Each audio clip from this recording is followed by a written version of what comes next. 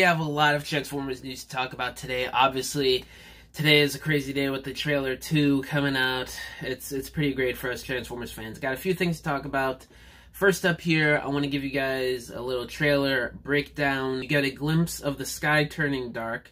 This is either when, I don't know if it's like when the space bridge is activating in Peru, or if it's Unicron arriving, the way the sky is the way it is in New York City.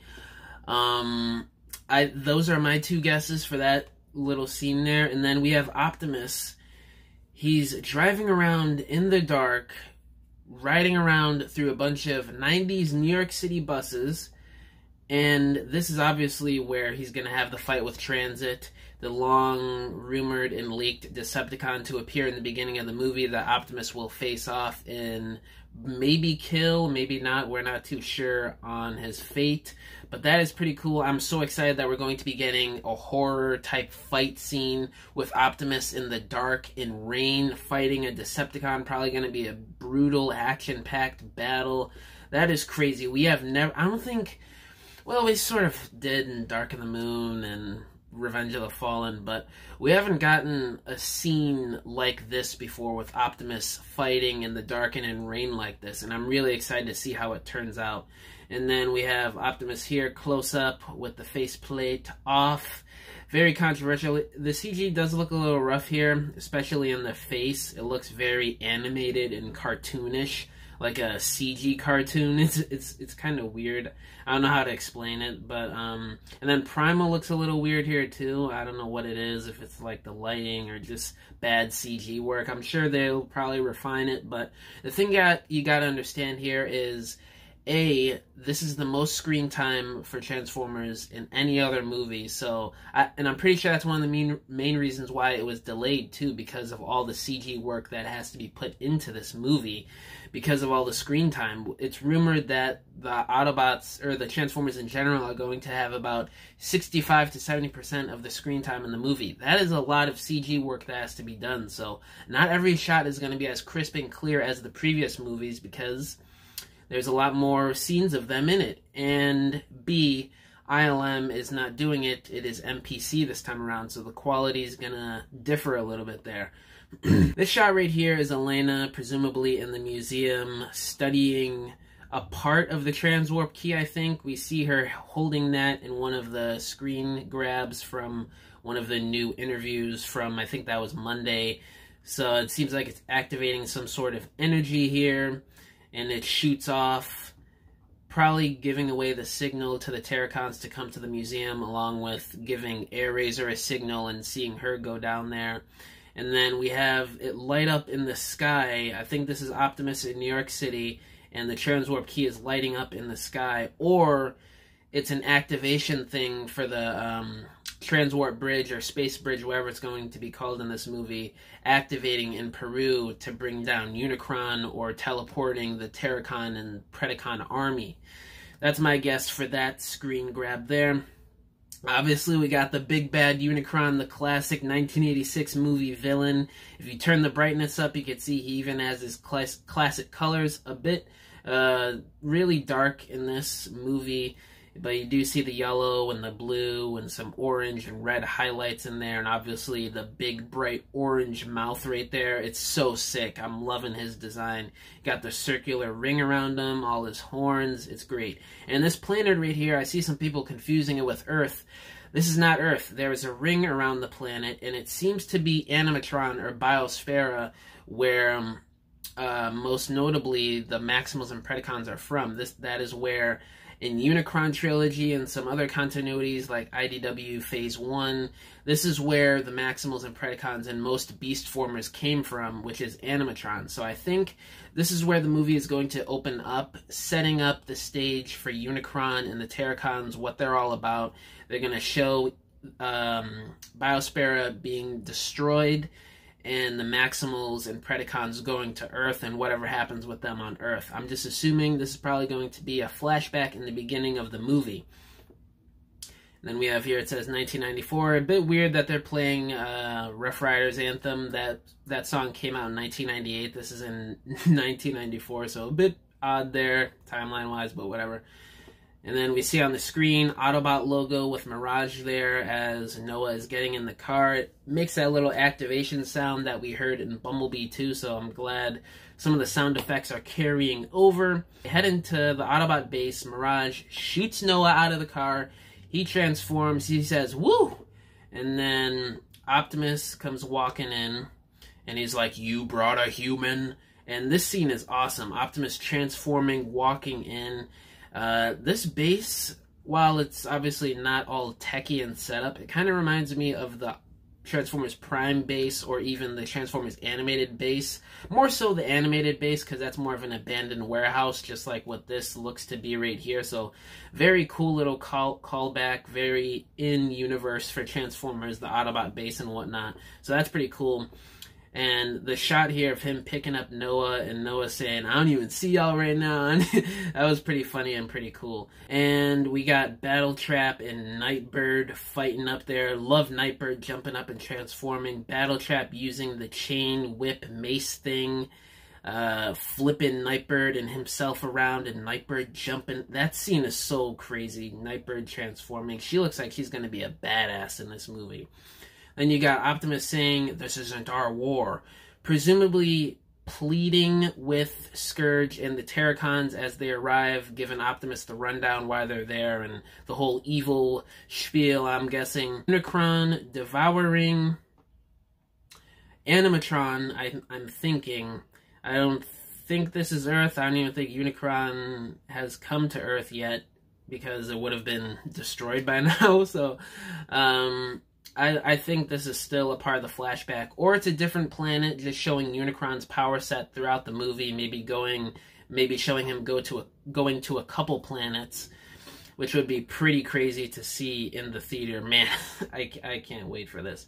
And then you see Scourge being brought to Unicron's face within his planet mode. You see his eyes. So this is probably going to be the first and only glimpse we get of Unicron's robot mode in the movie. We're going to see his face, and that's about it, because, well, I'll get into that later on in the video, but we're not going to be seeing Unicron's full potential in this movie, because there is a trilogy that is being set up that hasn't been quite announced yet. Bumblebee jumping out of stratosphere and shooting these little ball drone things here, which seem to be a reference to Unicron's Minicon in the Armada/Micron Legends cartoon, I think it was called in Japan, where Dead End was his Minicon and transformed into that circular pod type thing. So that seems to be the reference here for that, which is pretty sick.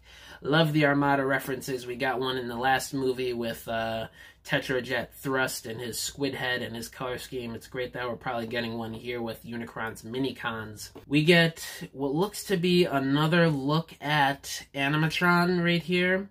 I don't think this is Earth, because I don't know what the glowing blue energy would be within the planet here, and this big thing on top of the mountain, that doesn't seem very earthy to me. Maybe it's prehistoric Earth when the Maximals and Preds first arrive. Who knows? I saw something flying around, that's why I looked down. And then Unicron, we see another shot of him devouring a planet. Once again, I'm assuming this is going to be Biosphera.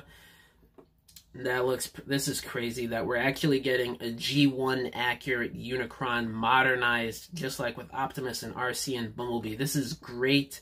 And then we see Airazor breathing fire at the museum. She's probably going to be the main connection with the Autobots and Maximals first meeting up. She's going to guide them probably to Peru and get the help from Stratosphere to actually travel there, because Airazor's not going to be able to carry every single Autobot all the way to Peru. Reek up in there vibing in the car. I don't know what he's doing there. And then you get this shot of the Autobots and Maximals running up for battle. This looks crazy. You got Optimus with his swords out. And then the final payoff shot, you got Optimus Primal eating some scorpions. You got RC riding on Rhinox, shooting, and then she hops off and starts shooting with Pablo Jack. It looks freaking great. It's just a crazy outro scene for the trailer. And then the last part is here. What you may have missed is Noah gets an exosuit. He's riding on Bumblebee while they're slashing the Terracon drones and Predacon drones too, it looks like. So we're finally going to be getting human Transformer exosuits similar to the 86 movie, the Prime cartoon, what we saw there. So that is pretty awesome. So Stephen Caple Jr. just did an interview with Empire Magazine. He revealed some interesting things. We also have some new screen grabs from the movie, this time of Transformers. We have Optimus Prime and Bumblebee there. The CG looks great. Awesome nighttime setting. Loving the way that looks. And then this one, not so much. We have an updated image of that shot we saw in the trailer from December, this time with Mirage and Cheetor and RC added on those little hills there, and it does look really rough here. This is like one of the worst CG shots, but I'm sure it might be touched up in the final product in a couple months from now. But now, on to what Steven said in the interview. He says here, Cheetor is fast, very quick, very agile, he talks fast. Immediately reminded me of, obviously, his classic Beast Wars self, and the whole talking fast bit reminded me of Blur, too. Who knows how fast he's going to talk until we see it. He says here, they're from their own planet, and I won't spoil it from there. So that's definitely confirming in my eyes that we will be seeing Animatron in live action finally after seeing it in the Unicron trilogy and the Cybertron cartoon during IDW Comics. That's really exciting me. We're getting our first live action representation of Animatron. That is awesome. I can't wait to see the plan in action and sadly get destroyed. And then in the last part here, the last interesting thing here is, he says that his first introduction to Transformers was the 86 movie on a VHS tape, and his first character to be introduced to was Unicron, so that's probably playing a big role into why Unicron is getting introduced so fast, which is great. And then he says here, this is stage 1, this is the intro. I don't feel like it's over yet. I won't spoil the movie for you, but I feel like this was the intro to Unicron and seeking what he can do.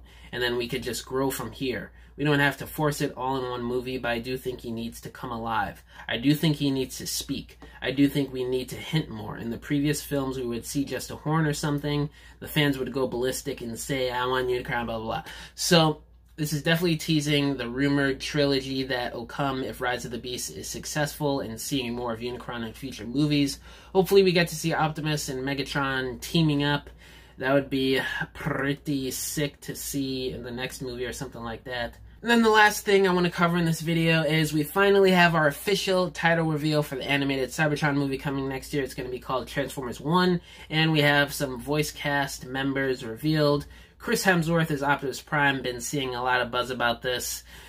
Yeah, it is what it is, but it's supposed to be a young Optimus in a Ryan pack, so I'm not too opposed to that. We'll see how he does. Brian Tyree Henry as Megatron. Perfect. Scarlett Johansson, Alita. We'll see how she does. I mean, she's not a terrible actress. Keegan-Michael Key as Bumblebee. Not too familiar with him, but I mean, I think it could work. John Hamm as Sentinel Prime and Lawrence Fishburne as Alpha Trion. I think those are great cast choices. I definitely hear their voices when I think of those characters. So the only ones here I'm a little hesitant on is Chris Hemsworth and Scarlett Johansson.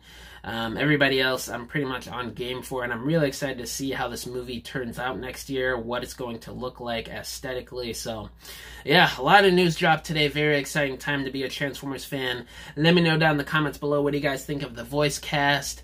What do you think about Steven's new interview? And let me know your thoughts down below on this crazy Rise of the Beast trailer. Thank you guys for watching. I'll see you in the next one.